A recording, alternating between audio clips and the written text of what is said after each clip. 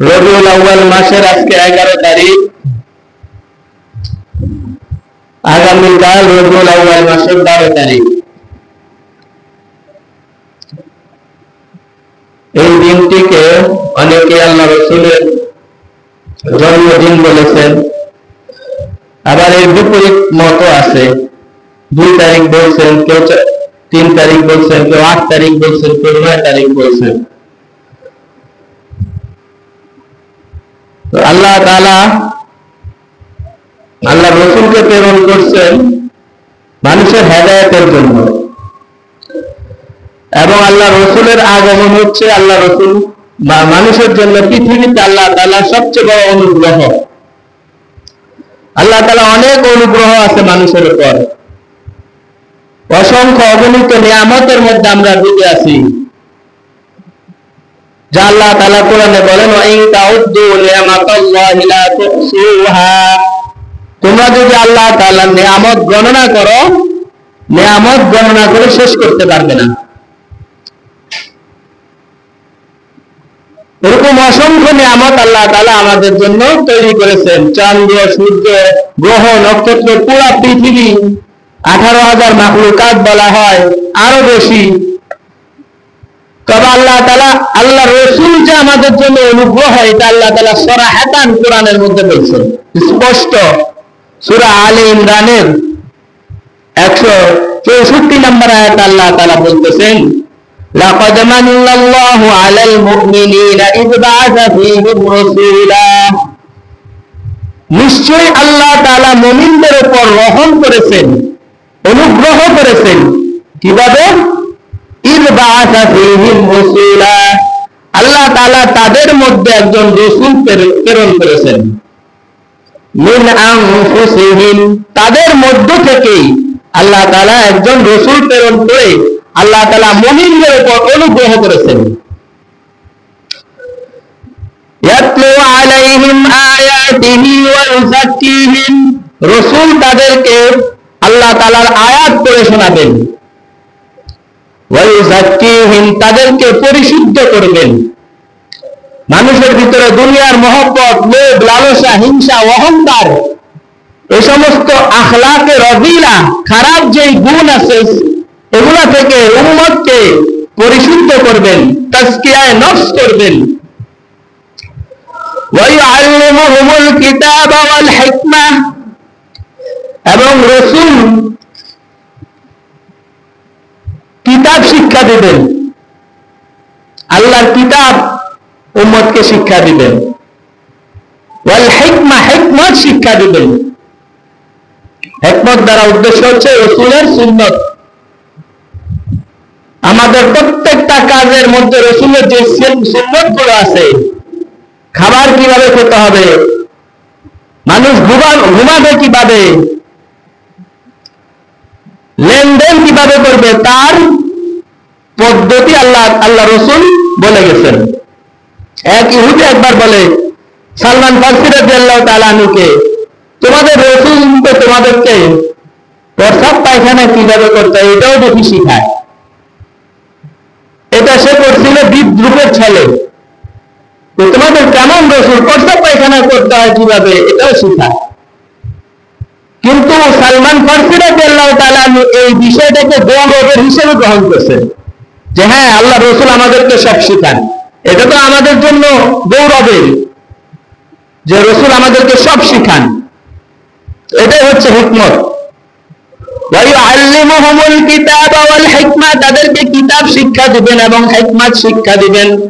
ওয়া ইন কানু মিন ক্বাবলু লাফি যালালিন মুবিন, আল্লাহ তাআলা বলতেছেন রাসূল আগমনের আগে যদিও তোমরা স্পষ্ট পথভ্রষ্টতার মধ্যে ছিলে, ভুলের মধ্যে ছিলে।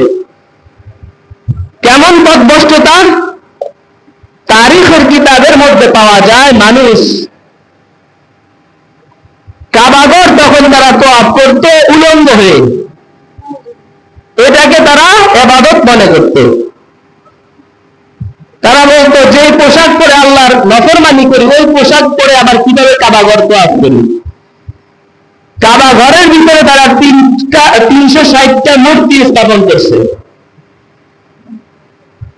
এমন কোন গুনাহের কাজ নাই যেটা তারা করে নাই। মদ পান ব্যভিচার এগুলো স্বাভাবিক ব্যাপার ছিল। যার ঘরে যত বেশি পুরাতন মদ ছিল সে তত বেশি গর্ব করত যে আমার ঘরে অনেক বছর আগের মদ আছে। গুনাহের কাজ তাদের কাছে গর্বের বিষয় ছিল। আল্লাহ তাআলা বলেন ওয়া ইন কানু মিন ক্বাবলু লাফি যালালিম মুবিন,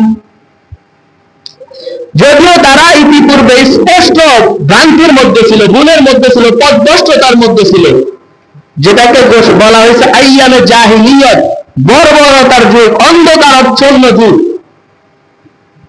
ওই সময় আল্লাহ তাআলা আল্লাহ রাসূলকে দুনিয়াতে পাঠান। আরেক আয়াতে আল্লাহ তাআলা আল্লাহ রাসূলের ব্যাপারে বলতেছেন ইয়া আইয়ুহান নাবিয়্যু ইন্না আরসালনাকা শাহিদাও ওয়া মুবাশশিরাও ওয়া নাযীরা, হে নবী আমি আপনাকে প্রেরণ করেছি সাক্ষী হিসেবে। উম্মতের ব্যাপারে আপনি সাক্ষী হবেন। মুবাশশিরাও ওয়া নাযীরা, সুসংবাদ দানকারী, যারা জান্নাত সুসংবাদ ভালো কাজ করবে তাদের জন্য আছে জান্নাত, যাদের নেকির পাল্লা ভারী হবে, ভালো কাজের আমল যার বেশি হবে সে জান্নাতে যাবে, এই সুসংবাদ আপনি দিবেন।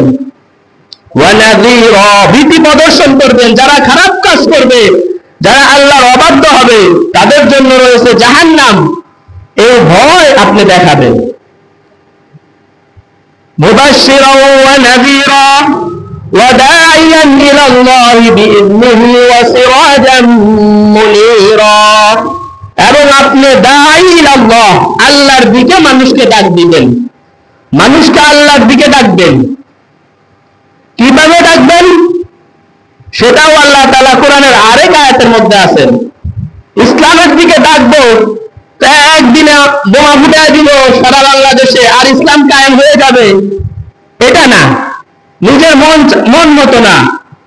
আল্লাহ তাআলা বলেন উদু ইলা সাবিলি রাব্বিকা বিল হিকমাতি ওয়াল মাউইযাতিল হাসানাতি ওয়াজাদিলহুম বিল্লাতী হিয়া আহসান, হে নবী আপনি তাদেরকে আল্লাহর দিকে, আল্লাহর রাস্তার দিকে ডাকেন। উদু ইলা সাবিলি রাব্বিকা বিল হিকমাতি, হিকমতের মাধ্যমে, হিকমত অবলম্বন করতে হবে। ওয়াল মাউইযাতিল হাসানা, এবং উত্তম কথা, মাউইযাত হাসানা, ভালো ওয়াজ, উত্তম কথার মাধ্যমে আপনি দাওয়াত দিবেন। উত্তম কথা কি, এটার তাফসীরের মধ্যে আছে বিত্তারগীব ওয়াত তারহিব, মানুষদেরকে ভয় দেখাবেন।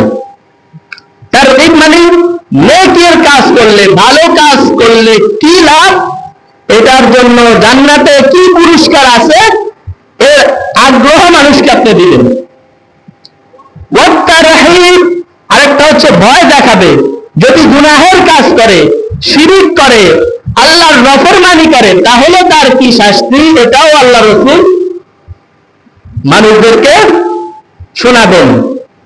এটা হচ্ছে মাউইযাতুল হাসানা এর ব্যাখ্যার মধ্যে আসছে যে উত্তম কথার মাধ্যমে, ভালো কথার মাধ্যমে মানুষদেরকে আল্লাহ রাসূল ডাক দিবেন। জান্নাতের বয়ান করবেন, জাহান্নামের বয়ান করবেন, এগুলো হচ্ছে মাউইযাতুল হাসানা। আল্লাহ তাআলা কোরআন শরীফে যেখানে জান্নাতের আলোচনা করছেন সেখানে জাহান্নামের আলোচনাও করছেন, যেখানে জাহান্নামের আলোচনা করছেন সেখানে আল্লাহ তাআলা জান্নাতের আলোচনাও করছেন। যেমন সূরা জুমারের মধ্যে আছে ওয়াসিকাল্লাযীনা কাফারু ইলা জাহান্নামা যুমারা, স্মরণ করুন ওই সময়ের কথা যখন কাফেরদেরকে জাহান্নামের দিকে দলে দলে হাঁটিয়ে নিয়ে যাওয়া হবে। ওয়াসিকাল্লাযীনা কাফারু ইলা জাহান্নামা যুমারা হাত্তা ইযা জাউহা ফুতিহাত আবওয়াবুহা, যখন জাহান্নামীরা জাহান্নামের দরজার কাছে আসবে, ফুতিহাত আবওয়াবুহা, জাহান্নামের দরজাগুলোকে খুলে দেওয়া হবে।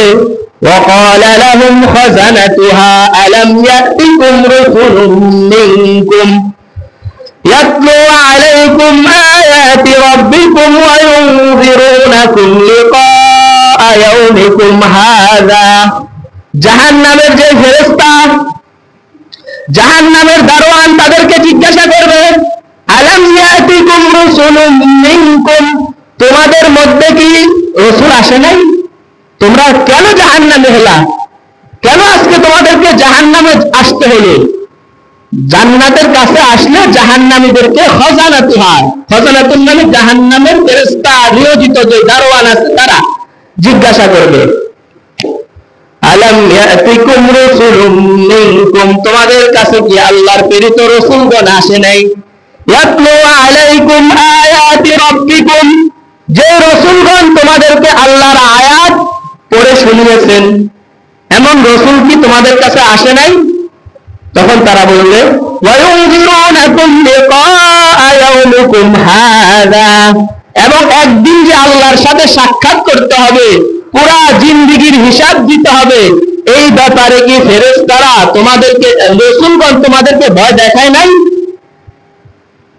ক্বালু বালা, তারা বলবে অবশ্যই আমাদের কাছে রাসূল এসেছিল, ওয়ালাকিন হাক্কাত কালিমাতুল আযাবি আলাল কাফিরিন, কিন্তু কাফেরদের ব্যাপারে আল্লাহ তাআলার যে নির্ধারিত বাণী সেটা আজকে সত্য প্রমাণিত হয়ে গেছে।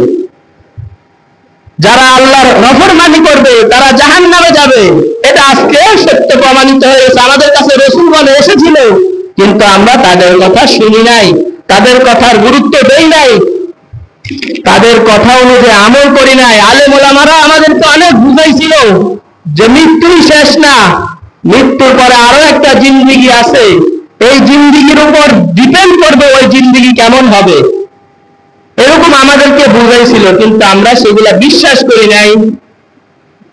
ইলাদখুলু আবওয়াবা জাহান্নামা খালিদিনা ফিহা, তখন জাহান্নামের ফেরেশতারা বলবে, ঠিক আছে যাও আজকে ঢুকো জাহান্নামে, যখন এগুলার কথা কানে নাও নাই দুনিয়াতে। ইলাদখুলু আবওয়াবা জাহান্নামা খালিদিনা ফিহা, আজকে চিরকালের জন্য জাহান্নামে ঢুকে পড়ো। ফাবিইসা মাসওয়াল মুতাকাব্বিরিন, অহংকারীদের আবাসস্থল কতই না নিকৃষ্ট। ফেরেশতারা বলবে, এই যে আল্লাহ তাআলা জান্নাতের জাহান্নামের আলোচনা করছেন, এটার নাম হচ্ছে তারহিব, ভয় দেখানো। পরের আয়াতে আল্লাহ তাআলা জান্নাতের আলোচনাও করছেন, জান্নাতীদের আলোচনা। ওয়াসিকাল লাযীনা তাকাউ রাব্বাহুম ইলাল জান্নাতি যুমারা, এবং যারা আল্লাহকে ভয় করত দুনিয়াতে, আল্লাহর ভয়ে হারাম ছেড়ে দিছে, ইচ্ছা করলে অন্য 10 জনের মতো সেও হারাম ভাবে উপার্জন করতে পারত, ইচ্ছা করলে সুদ ঘুষের মধ্যে সেও জড়িয়ে পড়তে পারত, হালাল হারাম বাজ বিচার না করে সেও উপার্জন করতে পারত, কিন্তু তার ভিতরে আল্লাহর ভয় ছিল যে আল্লাহর সামনে আমাকে একদিন দাঁড়াতে হবে। এই ভয়ে সে হারাম থেকে বেঁচেছিল, সে ছিল মুত্তাকি, আল্লাহর ভয় তার মধ্যে ছিল। এরকম আল্লাহর ভয় যাদের মধ্যে থাকবে, আল্লাহ তাআলা বলেন, ওয়াসিকাল লাযীনা তাকাউ রাব্বাহুম ইলাল জান্নাতি যুমারা, এরকম মুত্তাকিদেরকেও জান্নাতীদেরকেও দলে দলে জান্নাতের দিকে হাঁটিয়ে নিয়ে যাওয়া হবে, দলে দলে তারা জান্নাতের দিকে যাবে।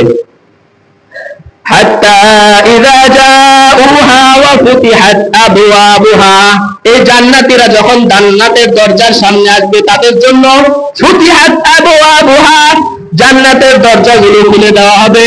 ওয়াকালা লাহুম খাযানাতুহা সালামুন আলাইকুম তিবতুম ফাদখুলুহা খালিদিন, জান্নাতের দরজার সামনে যখন জান্নাতীরা যাবে, যাওয়ার সাথে সাথে জান্নাতের দরজার সামনে যে নিয়োজিত দারওয়ান ফেরেশতারা আছে, ক্বালু সালাম, ক্বালা লাহুম খাযানাতুহা সালামুন আলাইকুম, তোমাদের উপর আল্লাহ তাআলার শান্তি বর্ষিত হোক।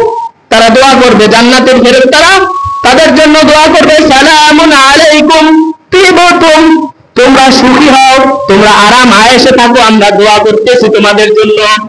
ফাদখুলুহা খালিদিন, তোমরা চিরকালের জন্য জান্নাতে প্রবেশ করো, আর এই জান্নাত থেকে বের হতে হবে না, আর দুনিয়ার যায় ঝামেলা পাইতে হবে না, আর দুনিয়ার কোনো কষ্ট তোমাদেরকে ভোগ করতে হবে না।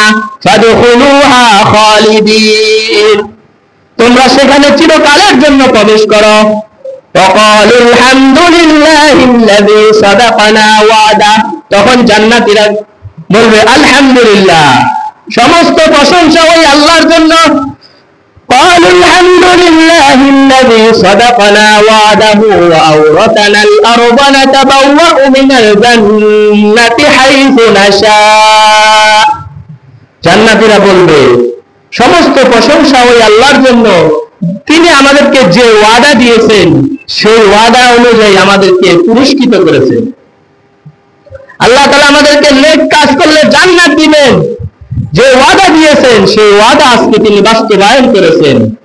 وقالوا الحمد لله الذي صدقنا وعده وأورثنا الأرض نتبوأ من الجنة حيث نشاء, জান্নাতীরা বলবে আল্লাহ তাআলা আমাদের কাছে এমন এক জান্নাতের মালিক বানিয়ে দিয়েছেন, নাতাবাওয়াউ মিনাল জান্নাতি হাইথু নাশা, আজকে এই জান্নাতের যেখানে ইচ্ছা সেখানেই আমরা ঘুরে বেড়াতে পারবো, হাইথু নাশা, যেখানে আমরা চাইবো সেখানেই যেতে পারবো, আজকে আর কোনো বাধা নাই। ফানিআমা আজরুল আমিলিন, আল্লাহ তাআলা বলতেছেন যারা আমল করে আসবে দুনিয়া থেকে তাদের প্রতিদানটা কতই না উত্তম। ফানিআমা আজরুল আমিলিন, আমলকারীদের প্রতিদান আল্লাহ তাআলা কত উত্তম প্রতিদান রাখছেন। আল্লাহ তাআলা নিজে বলতেছেন ফানিআমা আজরুল আমিলিন। এগুলো ছিল আল্লাহ রাসূলের দায়িত্ব, মানুষদেরকে উত্তম কথা, ভালো ওয়াজ, মাওয়াইদাতে হাসানার দ্বারা মানুষকে আল্লাহর দিকে ডাকা। যারা রাসূলের কথা শুনবে তারাই প্রকৃত আশিকে রাসূল। রাসূলের আদর্শ অনুযায়ী যারা চলবে তারাই প্রকৃত আশিকে রাসূল। কোরআনের এক আয়াতে আল্লাহ তাআলা বলেন মা আতাকুমুর রাসূলু ফাখুযুহু ওয়া মা নাহাকুম আনহু ফান্তাহু, রাসূল তোমাদেরকে যে আদেশ করে সেই আদেশকে তোমরা আঁকড়ে ধরো। ওয়া মা নাহাকুম আনহু ফান্তাহু, এবং তোমাদেরকে যেই জিনিস থেকে রাসূল নিষেধ করে সেই জিনিস থেকে তোমরা বিরত থাকো। যদি আমি এই কাজ করতে পারি তাহলেই আমি রাসূলের প্রকৃত উম্মত, প্রকৃত সাচ্চা আশিকে রাসূল। শুধু দাবির দ্বারা আর বড় বড় স্লোগান দ্বারা রাসূলের প্রকৃত আশিক হওয়া যায় না। রাসূলের প্রকৃত আশিক হইতে হলে রাসূল যা করতে বলছেন সে অনুযায়ী আমল করতে হবে। রাসূলের চেহারার সাথে আমার চেহারার মিল থাকতে হবে, রাসূলের পোশাকের সাথে আমার পোশাকের মিল থাকতে হবে, রাসূলের চরিত্রের সাথে আমার চরিত্রের মিল থাকতে হবে, রাসূলের আখলাকের সাথে আমার আখলাকের মিল থাকতে হবে, তাহলেই আমি প্রকৃত আশিকে রাসূল। শুধু দাবির দ্বারা আশিকে রাসূল হওয়া যায় না। কোন এক কবি বলছেন আতাসির রাসূল ওয়া আনতা তুযহিরু হুব্বাহু হাযা লাউমরি ফিল ফিআলি বাদিউ, তুমি রাসূলের অবাধ্য আর নিজেকে রাসূলের মুহিব্বিন বলে দাবি করো, রাসূলকে ভালোবাসি এই দাবি করো, অথচ রাসূলের নাফরমানি তুমি করে যাইতেছো অহরহর। রাসূলের পক্ষ থেকে ডাক আসতেছে মসজিদের, আশহাদু আল্লা ইলাহা ইল্লাল্লাহ আশহাদু আন্না মুহাম্মাদুর রাসূলুল্লাহ, প্রতিদিন 5 বার রাসূলের পক্ষ থেকে, আল্লাহর পক্ষ থেকে ডাক আসতেছে, ওই ডাকে আমি সাড়া দিতেছি না আর আমি আশিকে রাসূল হয়ে গেলাম। তো কবি বলেন আতাসির রাসূল ওয়া আনতা তুযহিরু হুব্বাহু, মুখে ভালোবাসার কথা বলো আর রাসূলের অবাধ্য হও। হাযা লা উমরি ফিল ফিআলি বাদিউ, আমার জীবনের কসম এটা বাস্তবে অসম্ভব। লাউ কানা হুব্বুকা সাদিকান লা আতাতাহু, যদি তোমার ভালোবাসা সত্য হইতো তাহলে অবশ্যই রাসূলের রঙে তুমি রঙিন হইতা, রাসূলের সিরাত, রাসূলের সুরত তোমার মধ্যে থাকতো। ফাইনাল মুহিব্বা লিমান ইউহিব্বু মুতিউ, দুনিয়ার নিয়ম হলো যে যাকে ভালোবাসে সে তার আনুগত্য করে, যে যাকে ভালোবাসে তার কথা মতো সে চলে, তার সুরত সে তার মধ্যে নিয়ে আসে। আমাদের যুবকরা মেসিকে ভালোবাসে, তার খেলা দেখতে ভালো লাগে, এজন্য মেসির যে পোশাক 10 নম্বর না কত এই গেঞ্জিটা তারা বাজার থেকে 400 টাকা দিয়ে কিনে পড়ে। কেন? মেসিকে সে ভালোবাসে। আমি রসুলকে ভালোবাসি, কিন্তু রসুলের টুপি আমার ভালো লাগে না, রসুলের দাড়ি আমার ভালো লাগে না, রসুল লম্বা জামা পরতেন এটা আমার ভালো লাগে না, রসুল টাকনুকিনের উপর কাপড় পরতেন এটা আমার ভালো লাগে না, আর আমি আশিকে রসুল হয়ে গেলাম। এত সোজা? কবি বলেন এটা হচ্ছে তোমার মিথ্যা দাবি। সাহাবা একরাম কি পরিমাণ মহব্বত করছেন রসুলকে, আমি 2টা দৃষ্টান্ত দিব আপনাদের সামনে। 2জন সাহাবীর 2টা উদাহরণ, 2টা ঘটনা হাদিসের কিতাব থেকে শোনাই আপনাদেরকে। বুখারী শরীফের মধ্যে আসছে, হযরত খুবাইব রাদিয়াল্লাহু তাআলা আনহু একবার কাফেররা ষড়যন্ত্র করে ওনাকে বন্দী করে দিয়েছেন। বন্দী করে এখন ওনাকে ফাঁসি দিবেন। ফাঁসির মঞ্চে নিয়ে গেছেন।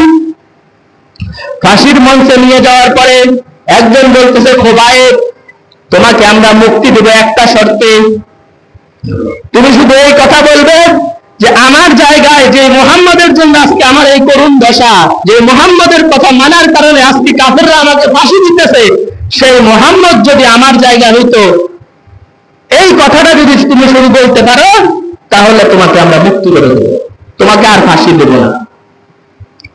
খুবাইব রাদিয়াল্লাহু তাআলা নবী শুধু এতটুকু অফার করছে যে তুমি বলো যে তোমার জায়গায় শুধু মুহাম্মদ যদি হইতো, এতটুকু বলো।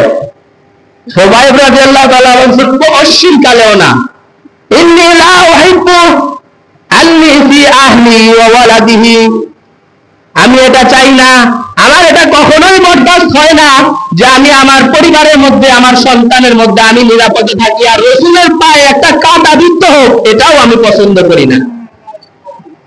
রসুলকে ফাঁসি দিবে এটা তো বহু দূর কি বাত, আল্লাহ রসুলের শরীরে একটা কাঁটা বিদ্ধ হবে, এটাও আমি পছন্দ করি না। অথচ তাকে কত বড় অফার দিছে যে তুমি শুধু এতটুকু স্বীকার করো, তোমাকে আমরা ফাঁসির কাষ্ট থেকে মাফ করে দেব, তোমার ফাঁসি হবে না। এটা হচ্ছে আমাদের জন্য সবক যে রসুলকে কি পরিমাণ তারা মহব্বত করছে। এখন এই যে কালকা 12 রবিউল আউয়াল উদ্দেশ্য করে বিশাল বড় বড় মিছিল যাবে। গতবারে এমন হয়েছে মসজিদে আজান চলতেছে আর তারা মিছিল নিয়ে যাইতেছে, বিশাল বড় মিছিল, জশ্নে জুলুস, ঈদে মিলাদুন নবীর মিছিল নিয়ে যাইতেছে আর মসজিদে জোহরের নামাজ হইতেছে। তাদের মিছিলের কারণে, তাদের স্লোগানের কারণে ইমাম কেরাত করতে পারতেছে না। তো তোমরা কোন আশিকে রসুল?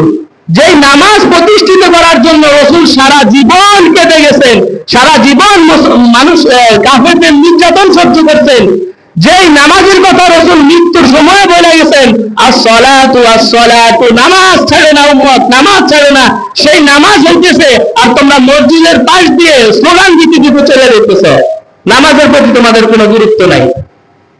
তাহলে এটা কি আশিকে রসুল? আবার স্লোগান শেষ, আল্লাহ রসুলের কালেমা লেখা লা ইলাহা মুহাম্মাদুর রাসূলুল্লাহ, ওই কালেমা লেখা পেস্টন গুলা নিয়ে ডাস্টবিনে ফেলে দিত। আছে, ইউটিউবে আছে, আপনারা দেখলে খুঁজতে পাবেন। ওই আল্লাহ রসুলের নাম হলা সারাদিন যে রসুলের স্লোগান দিল, রসুলের মহব্বতের দাবি করলো, বড় বড় মিছিল করলো, ওই সেই রসুলের নাম হলা কালেমা লেখা পেস্টন গুলা সব ডাস্টবিনে নিয়ে ফেলে দিছে। বিশ্বে হাফিজ রহমতুল্লাহ আলাইহি সম্ভবত একজন বুজুর্গ ছিলেন, একদিন রাস্তা দিয়ে যাইতেছেন, তো যাওয়ার সময় মদ খাইছেন, মদ খেয়ে রাস্তা দিয়ে হেলে তুলে যাইতেছেন, তো দেখেন যে একটা কাগজের মধ্যে বিসমিল্লাহির রহমানির রহিম লেখা। তো সে কি করলো, আমার আল্লাহর নাম এটারও মাটির মধ্যে পড়ে আছে, তো এটাও তুলে উনি ভালো করে পরিষ্কার করে আতর দিয়ে সুন্দর করে পকেটে রেখে দিচ্ছেন। এই যে আল্লাহ তাআলার নামকে পছন্দ করছেন, আল্লাহর নামের তাজিম করছেন, আল্লাহ তাআলা এই উসিলা ওনাকে জামানার শ্রেষ্ঠ ওলি বানায় দিয়েছে। কিতাবের মধ্যে আছে এই ঘটনা। শুধু আল্লাহ তাআলার নামকে সে মহব্বত করে, যে এই কাগজের মধ্যে আর আল্লাহর নাম লেখা, এই কাগজ এখানে ময়লা পড়ে আছে, অথচ তিনি মদ খেয়ে তখন মাতাল, কিন্তু ওই হুঁশ হয়ে গেছে যে আল্লাহর নাম এটা এখানে পড়ে রয়েছে, সুন্দর করে পরিষ্কার করছেন, পরিষ্কার করে আতর লাগাইছেন, লাগাই এটাকে পকেটের মধ্যে রেখে দিচ্ছেন সুন্দর করে। আল্লাহ তাআলা তার এই আমলের কারণে ওনাকে ওই জামানার শ্রেষ্ঠ আল্লাহর ওলি বানায় দিয়েছে। আর তারা সারাদিন রসুলের মহব্বতের দাবি করে আর দাবি করে মিছিল করে, রসুলের নামওয়ালা কালেমাওয়ালা পেস্টন গুলা সব ডাস্টবিনে নিয়ে ফেলায়। এরা নাকি আশিকে রসুল, না আছে মুখে দাড়ি, না আছে টুপি, না আছে লম্বা জামা, না আছে নামাজের কোনো গুরুত্ব। বছরে একদিন কি রসুল বলছে যে বছরে একদিন ঈদে মিলাদুন নবী পালন করবা আর সারা বছর কোনো আমল করা লাগবে না, এরকম নাকি ইসলাম? এত সোজা নাকি ইসলাম? তাহলে তো এত সাহাবী শহীদ হওয়া লাগতো না, এত মানুষ এত কষ্ট করা লাগতো না। যদি এত সোজা হইতে বছরে একদিন শুধু ঈদে মিলাদুন নবী পালন করবো, ওই খ্রিস্টানরা যেরকম ঈসা আলাইহিস সালামের জন্মদিন পালন করে 25শে ডিসেম্বর, মুসলমানরা আইসা 12ই রবিউল আউয়াল ঈদে মিলাদুন নবী পালন করবে, পুরা একটা বিশাল বড় আয়োজন করে, আর সারা বছর কোনো নামাজ নাই, যাকাত নাই, রোজা নাই, হজ নাই, পর্দা প্রশিদা নাই, হালাল হারামের কোনো বাদ বিচার নাই। সাহাবায়ে কেরাম কিভাবে মহব্বত করছেন রাসূলকে। আরেকটা ঘটনা আসেন, যায়েদ বিন হারেসা রাদিয়াল্লাহু তাআলা আনহু,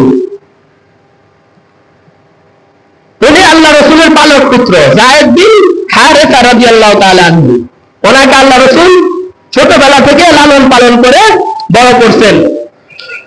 খাদিজা রাদিয়াল্লাহু তাআলা আনহু গোলাম ছিলেন, আল্লাহ রাসূলকে দিয়ে দিয়েছেন, আল্লাহ রাসূল পালন করছেন। ওনাকে ছিনতাই করে কিছু লোক মদিনায় এনে বিক্রি করে দিয়েছে। কিনছে খাদিজা রাদিয়াল্লাহু তাআলা আনহু ভাতিজা, সে কিনে খাদিজা রাদিয়াল্লাহু তাআলা আনহুকে হাদিয়া দিয়েছে, আনহাকে হাদিয়া দিয়েছে, উনি আবার আল্লাহ রাসূলকে দিয়ে দিয়েছে। ছোট্ট বালক যায়েদ বিন হারেসা। কোরআন শরীফে কোনো সাহাবীর নাম নাই, শুধু একজন সাহাবীর নাম আছে, সাইদুন। যায়েদ বিন হারেসা উনি, এই একজন সাহাবীর নাম কোরআনের মধ্যে আছে, আর কোন সাহাবীর নাম নাই। ওনার সৌভাগ্য এত ভালো যে আল্লাহ তাআলা কোরআনের মধ্যে ওনার নাম বলছেন। ফালাম্মা ওয়াতারা মিনহা যায়েদুন, এই যায়েদ নামটা যায়েদ বিন হারেসা, ওনার ঘটনা।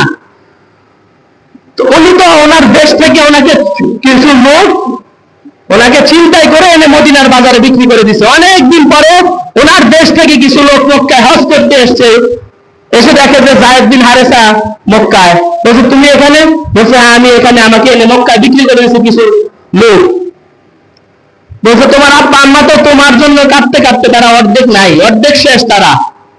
বলছে তাদের তো অবস্থা, কিন্তু আমি তো মক্কায় ভালো আছি, খুব আরামে আছি। ওই লোকগুলা গিয়ে তার বাপমার কাছে বলছে যে আপনাদের ছেলেকে তো মক্কায় দেখে আসছি, যায়েদ বিন হারেসা সে মক্কায় আছে। পিতা তো শুনে অবাক, মনে করছে এতদিনে কি আর বেঁচে আছে কিনা, মারা গেছে, বড় হয়ে গেছে।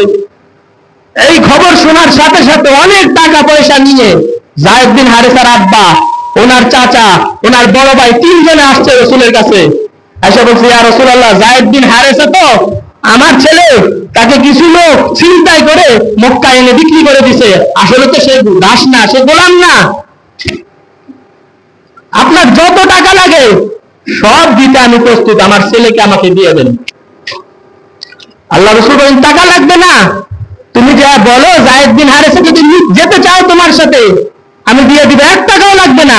কিন্তু যদি সে যেতে না চায় তাহলে কিন্তু তাকে তোমরা বাধ্য করতে পারবে না। এই প্রস্তাব শুনে তো ওনার আব্বা মহা খুশি। আরে ছেলে যাবে না মানে, মাতৃভূমির প্রতি তো সবারই টান থাকে, আর আব্বা আম্মা সবাই, আত্মীয় স্বজন সবাই সেখানে। দেখা হচ্ছে যায়েদ বিন হারেসাকে, ওনার আব্বা বলতেছেন তোমার মা তো কাঁদতে কাঁদতে বেহুশ হয়ে আছে, তোমার জন্য এখনো কাঁদে, কত বছর আগে তুমি হারাইছো, তোমার মা তো তোমার হারানোর বেদনা ভুলতে পারতেছে না, চলো তোমাকে আমরা নিতে এসেছি। আর রাসূলও বলছেন তুমি যদি যাইতে চাও যেতে পারবা, উনি বাধা দিবেন না। যায়েদ বিন হারেসা বললেন না আমি যাব না, আমি রাসূলের কাছেই থাকবো। রাসূলই আমার মা, রাসূলই আমার বাবা, রাসূলই আমার চাচা, রাসূলই আমার বড় ভাই, আমার সব চাচা, মা, বড় ভাই, আব্বার সমস্ত আদর আমি রাসূলের মধ্যে পাইছি, আমি রাসূলকে ছাড়া যাইতে পারবো না। বলছে ওনার আব্বা অবাক হয়ে গেছে, গোলামীর জীবন গ্রহণ করতে চাইতেছি তুমি, আর আমার সাথে যাবা তুমি আজাদি জিন্দেগি ছেড়ে গোলামী জিন্দেগি গ্রহণ করতে চাইতেছ। যায়েদ বিন হারেসা বলছেন কিসের গোলামের জিন্দেগি বলতেছেন? এটা রাসূলের গোলামি। রাসূলের গোলামির কাছে হাজারো আজাদি মুক্ত, হাজারো আজাদি জিন্দেগি থেকে রাসূলের গোলামি এটা। রাসূলের গোলামির সাথে আপনি কিসের জিন্দেগি মিলান? ওনার আব্বা যখন এই কথা শুনছেন, শুনা ঠিক আছে বাবা, তুমি যদি রাসূলের কাছে থাইকাই তোমার কাছে ভালো লাগে, তুমি যদি এই জিন্দেগিকেই পছন্দ করো, ঠিক আছে আমিও তোমার উপর, তুমি খুশি তা আমিও খুশি। চলে গেছেন। উনি বলছেন যে আমি রাসূলের কাছে যেই আরাম আয়েশে ছিলাম, রাসূল এমন ভাবে আমাকে রাখছেন ওনার ঘরে যে আমার কখনো মনে হয় নাই যে আমি রসুলের গোলাম। রসুল আমাকে নিজের ছেলের মতো করে লালন পালন করছেন। এজন্য ওনাকে প্রথম প্রথম বলা হইতো জায়েদ বিন মোহাম্মদ, জায়েদ বিন মোহাম্মদ এই নামে ডাকা হইতো। পরবর্তীতে কোন এক মাসালার কারণে আল্লাহ তাআলা ওই আয়াত নাযিল করছেন যে না, পালক পুত্র আর আপন পুত্র সমান না, পালক পুত্র আর আপন পুত্র সমান না, তাকে তার বাপের নামের দিকে নিসবত করে জায়েদ বিন হারেসা বলতে হবে, জায়েদ বিন মোহাম্মদ বলা যাবে না। তখন থেকে ওনাকে জায়েদ বিন হারেসা বলে ডাকা হয়। উনি মনে কষ্ট পাইছেন, এতদিন ওনাকে জায়েদ বিন মোহাম্মদ বলা হইতো, এখন ওনাকে ডাকা হইতেছে জায়েদ বিন হারেসা। আল্লাহ তাআলা কোরআনের আয়াত নাযিল করার কারণে আল্লাহ তাআলা ওনার মন শান্ত করার জন্য কোরআনের মধ্যে ওনার নাম উল্লেখ করেছেন। ফালাম্মা ওয়াতারা যাইদুন, এই যায়েদ শব্দটা আল্লাহ তাআলা ওনার কোরআন শরীফে এনে ওনার মনকে ঠান্ডা করে দিলেন। যাও, একদিক থেকে তোমার কষ্ট হইতেছে, আরেক দিক থেকে আল্লাহ তাআলা তোমার মর্যাদা বাড়ায়া দিলেন, কিয়ামত পর্যন্ত তোমার নামটা কোরআন শরীফে থাকবে। এটা ছিল রসুলের প্রকৃত মহব্বত করেনেওয়ালা, এরা ছিল প্রকৃত আশেক রসুলের। আব্দুল্লাহ ইবনে ওমর রাদিয়াল্লাহু তাআলা আনহু, আল্লাহ রসুল এক জায়গা দিয়ে যাওয়ার সময় একটা গাছ ছিল, ওই জায়গায় মাথা নত করছেন। পরবর্তী সময় ওই গাছ কেটে ফেলা হয়েছে, উনি ওই জায়গায় যাওয়ার সময় উনি মাথা নত করতেছেন। বলছে এখানে তো কোনো গাছের ডাল নাই, আপনি মাথা নত করেন কেন? বলছে আল্লাহ রসুল থাকা অবস্থায় এখানে একটা ডাল ছিল, আল্লাহ রসুল এখানে মাথা নত করছেন, মাথা নিচু করে গেছেন, এজন্য আমিও মাথা নিচু করে গেলাম, ওই আল্লাহ রসুলের সুন্নত পালন করলাম। তো রসুল যেটা আদেশ করছেন সেটা মানা, এটাই হচ্ছে প্রকৃত আশেকের রসুল, এটাই হচ্ছে প্রকৃত, সেই হচ্ছে প্রকৃত সুন্নি যে রসুলের সুন্নতের অনুসরণ করে। একবার শহীদ বালাকোটের শহীদ ইসমাইল রহমতুল্লাহ আলাই, শাহ শহীদ ইসমাইল রহমতুল্লাহ আলাই, ওনার জামানার ঘটনা।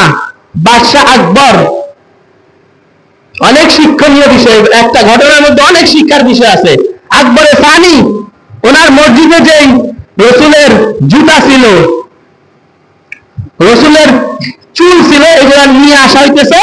বাদশাহ আকবর এগুলা বরকত হাসিল করবেন, এগুলা দেখবেন।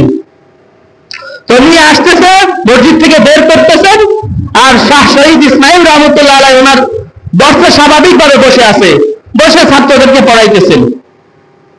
বাদশাহ দরবারে নিয়ে আসা, আর সবাই তো দাঁড়িয়ে তাজিম করতেছে, আল্লাহ রসুলের জুতা মোবারক, আল্লাহ রসুলের চুল, এগুলো আনা হইতেছে। তো সবাই দাঁড়িয়ে গেছে, সবাই দাঁড়িয়ে হাত বেঁধে একটা সম্মান জানাইতেছে, আর উনি স্বাভাবিকভাবে পড়াইতেছেন, স্বাভাবিকভাবে বসে আছেন। তো একজন এসে বিচার দিল যে আল্লাহ রসুলের চুল মোবারক, আল্লাহ রসুলের জুতা মোবারক ওনার সামনে দিয়ে আনা হলো, কিন্তু ওনার অবস্থার কোনো পরিবর্তন হলো না, ওনার মধ্যে কোনো তাজিম আমরা দেখতে পাই নাই। এভাবে যদি চলতে থাকে, ওনার মতো একজন বড় আলেম যদি এরকম করে, তাহলে তো মানুষ রসুলের তাজিম ভুলে যাবে, মানুষ তো রসুলের তাজিম করবে না। বাদশার কাছে নালিশ করলো একজন এসে, বাদশাহ ডাকাইছেন ওনাকে, শাহ শহীদ ইসমাইল শহীদ রহমতুল্লাহ আলাইকে। ওনাকে ডাকানোর পরে উনি আসছেন, আসার পরে বলতেছেন বাদশাহ যে আপনি একটু রসুলের সিরত আলোচনা করেন। তো শাহ ইসমাইল শহীদ রহমতুল্লাহ আলাই এত সুন্দরভাবে রসুলের জীবনী আলোচনা করলেন, বাদশাহ নিজেই কাঁদতে কাঁদতে শেষ। বাদশাহ কাঁদতেছেন রসুলের জীবনী শুনে। তো জীবনী বলা শেষ, বলছে আপনি এত সুন্দর রসুলের জীবনী আলোচনা করলেন, আপনি বাদশাকেও কাঁদিয়ে ফেললেন, অথচ আপনার সামনে দিয়ে রসুলের চুল মোবারক আনা হইল, আপনার সামনে দিয়ে রসুলের জুতা মোবারক আনা হইল, আপনি একটু তাজিম করলেন না, আপনি একটু জায়গা থেকে উঠে দাঁড়াইলেন না, এটা কেমন হইল? আটকায় দিছে, দূর থেকে ওনাকে ঘিরছে, তখন ওনাকে দিয়ে রসুলের জীবনী বলাইছে। পরে উনি বলতেছেন দেখেন, আমার প্রথম কথা হলো এটা যে আল্লাহ রসুলের জুতা, এটার সহি সনদ নাই। মানুষ বলে যে এটা আল্লাহ রসুলের জুতা, কিন্তু ঐতিহাসিক ভাবে কোন মজবুত সনদ দ্বারা এটা প্রমাণিত না। মানুষ বলে এটা আল্লাহ রসুলের চুল, কিন্তু এগুলার কোন সহি সনদ নাই। আমরা তো যে ওইটাই বর্ণনা করি যেটা আল্লাহ রসুলের থেকে সহি সনদে বর্ণিত আছে। হাদিসে আছে মান, যে আমার বিরুদ্ধে অন্যায় ভাবে কিছু বললো যেটা আমি বলি নাই, সে নিজের স্থান নিজে জাহান্নামে বানায় নিল। মান কাযাবা আলাইয়া মুতাআম্মিদান ফালিয়াতাবাওয়া মাকওয়াদাহু ফিন-নার। আল্লাহ রাসূল যেটা বলে নাই বলছে, বলে দিল, সে নিজের স্থান নিজে জাহান্নামে বানায় দিল। তো এটা তো সহিহ সনদে নাই।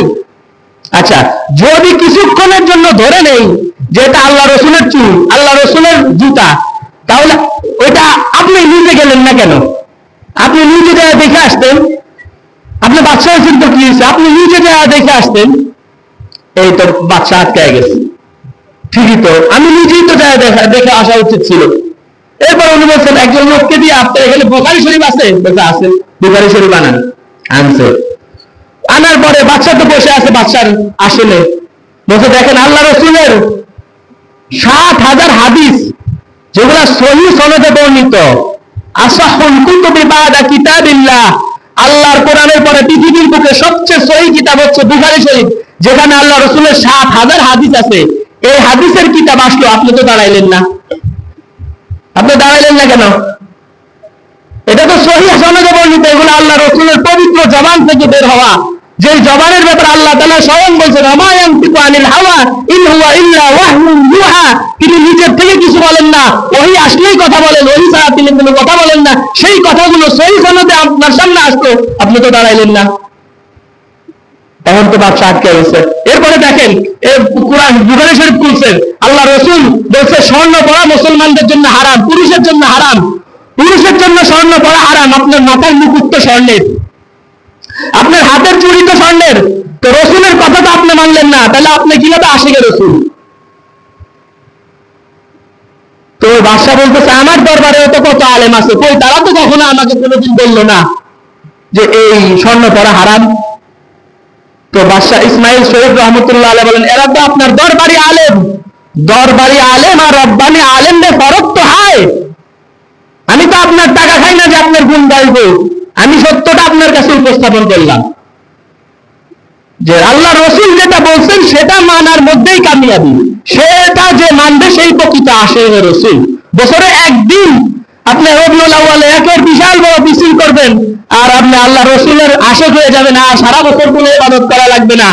এই ঈদে মিলাদুন নবী না কোনো রাসূল করছেন, না সাহাবায়ে কেরাম পালন করছেন, না তাবে তাবিঈন পালন করছেন। 600 হিজরির পরে এটা সৃষ্টি হয়েছে।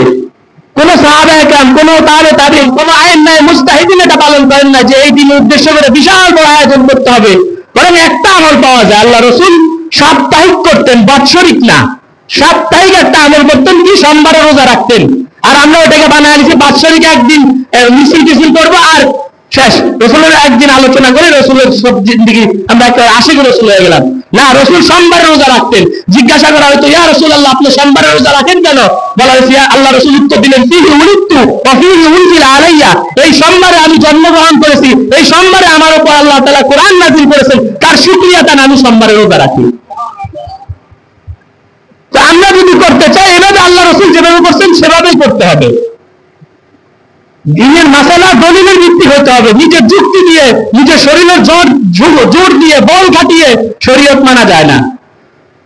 আল্লাহ তাআলা আমাদেরকে এই বিষয়গুলো সঠিকভাবে বোঝার এবং সে অনুযায়ী আমল করার তৌফিক দান করুন।